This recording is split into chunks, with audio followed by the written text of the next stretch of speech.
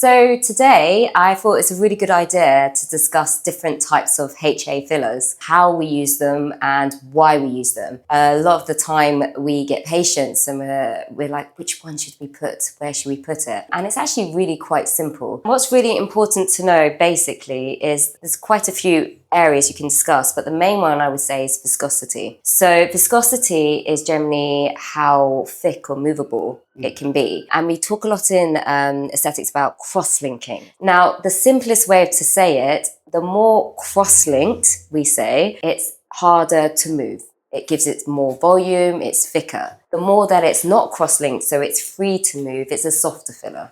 And that's sort of the basic terminology. Today, we have 3 types of fillers. The one that's non-cross-linked. So what that means, it's free to move around the tissue. Being non-cross-linked means that it doesn't hold shape, but it still will give you that hydration as it's a hyaluronic acid. And we can use this like a skin booster. So non-cross-linked fillers are generally skin boosters. They're great because you get that instant hydration that carries on for weeks into months. Then we move to a slightly more cross-linked filler. It will still give some definition, some filling, but not so much projection. These sort of fillers we use more in the superficial layer fat. It's still quite moldable. Sometimes with fillers it's nice to mold them, shape them, move them to certain areas, and it will also give you that great hydration, but not too much projection. But good in like more dynamic areas. Yes, it's great in dynamic areas, maybe the nasolabial folds. Then we move to the most cross-linked. These are the fillers that are great for projection. We use it to add significant amount of volume in certain areas. Great for the cheeks, the chin, sometimes jawlines, if you want a bit more of a crisp look. It stays in its place more, less moldable.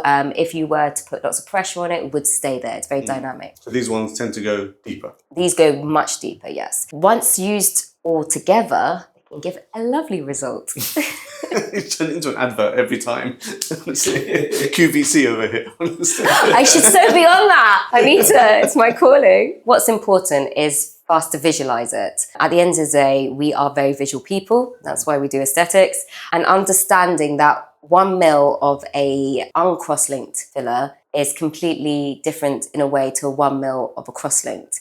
And it'll be very good to see how it moves and what it looks like. So should we do a demonstration? Let's have a look. Excellent. Okay, so this is the highly cross-linked one, and this is the one that I said would be good for deep in the face. So as you can see, when I'm pressing it, I've actually not changed the shape at all. It bounces back, and this is what we want as a deep filler. So for the cheeks or the jaw, that's absolutely fantastic. It's made no difference. So that's a good filler. This is the moderate cross-linked filler, and I can press that.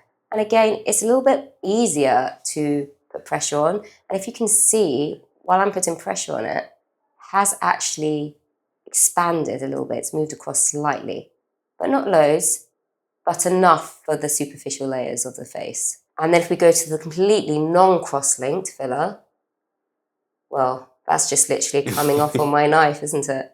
You can see that. That's very spreadable, which is great if you just want hydration and not want a fixed shape. So if that's quite moldable and it moves very easily, yep. Let's have a look. If we're going to spread that under the skin, we want it to be quite even, I assume. Let's see what it looks like when you actually do spread it. Wow. Nice. It's nice. Look at that smooth consistency. So this is fantastic. That looks really nice. So it's really nice. Imagine that being injected or put fairly superficially. All it's going to do is going to blend really well and integrate really nicely into the tissue. Absolutely. And just bring in that hydration. And it's very forgiving. Like I can actually spread all the way up. So this 1 ml is like water. And so when people inject this into the skin, they worry, oh, it's not much. But if you can see how it spreads, it really will go all the way around the face. So this moderate one or medium cross-linking one, so holding its shape well, but if you look closely, it's starting to kind of soften out a little bit, which is kind of what you'd expect. So if I spread this across, it's like a marmalade. That's a good example, yeah, good.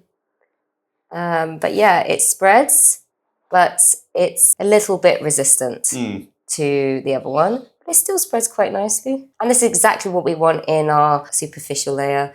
So for all those areas like the nasolabial lines, you want movement there. Otherwise, if you didn't, it would look very strange. This looks good. It's not rock solid, so it will move with the tissue in those dynamic areas, but it's still projecting enough. So you're still getting the projection because it's still a little bit fixed. It's cross-linked. And now this is the very cross-linked one. So this is the one that we discussed about being quite deep. And as you can see, it hasn't moved at all since we put that out, while the others all have. So if I spread this, yeah, it's a bit harder. I'm putting a bit more pressure on there. You can almost feel the resistance. I can feel that. Very jelly-like. I'm really trying to spread that now. I am putting a bit more force on that. Yeah, it's not going anywhere, that one, is it? No, no. And it's actually staying on my knife. My lovely gold knife. But what's important is that because it's hyaluronic acid, it's still malleable enough and kind of soft enough that it's not going to give you rock-hard projection. Oh, yes. And it's too kind of unnatural. That will look good. Put it in the right place, will look really good. I'm glad you said about the sort of rock hard look, because we don't want that in any filler. So it's still moving and it still move with the tissues, but it will stay firm enough to give that projection. So when people say, when they have these sort of filler, oh, should I sleep on my back? I'll say, sleep how you want, you're okay. That filler's not moving. It is really, actually, I've never done this before. It's actually lovely to see. There you go. Because you're always injecting, but when you see it out there, you can see, look how much shorter that goes, and it's the same mil. And it's still on my knife, so where's the bread? There you go. That doesn't need to go in the video though.